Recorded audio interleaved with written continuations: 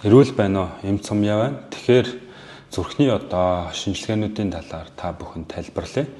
За зүрхний бүтэц зүг илрүүлэхэд бол зүрхний одоо эхо буюу Doppler эхокардиограф бол их мэдээлэл өгдөг. Яагаад гэвэл баруун тусгуур, зүүн тусгуур, зүүн ховдол, баруун ховдол гэх мэт одоо ховдлуудын хөндийн хэмжээ, зүрхний ерөнхий агшилт, хэсэгчилсэн агшилт, хавлгын өөрчлөлт, аорт 2 болон 3 хавцад хавлгын өөрчлөлтүүдийг бол зүрхний эхо шинжилгээ бол маш сайн мэдээлэл өгдөг. За хоёрдугаарт нь бол зүрхний хэм судлалын асуудал. Энийг бол 24 цагийн зүрхний хоолтор зүрхний бичлэгийн шинжилгээ бол маш сайн мэдээлэл өгдөг. Яагаад гэвэл зүрх маань өөрөө ингээд одоо биопотенциал ялгаруулдаг буюу цахилгаан идэвхжэлтэй хэрэгтэн гэж ойлгож болно.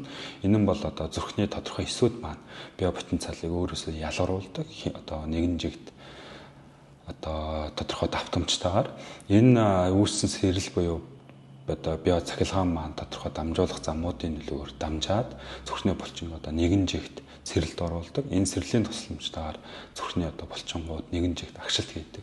Улмаар энэ шахуургын үйл ажиллагааг бол удирдах явуулдаг гэсэн. За 3 дугаарт нь бол зүрхийг өөрийг нь тижээдэг цусан хангамж өгдөг титэн артер гэж судас байдаг. Энэ нь бол баруун титэн артер болон зүүн титэн артер маань гараад ховдлын орондоо уруудах салбар борон тойлох сараа гэдэг одоо судаснуудыг өгөөд энэ судаснуудын тусламжтайгаар зүрх маань өөр цуснаас одоо хүчил төрөгчтэй жилийн бодис аваад бодисын солилцоонд ашигладаг тийм өвөрмц хэрэгтэй.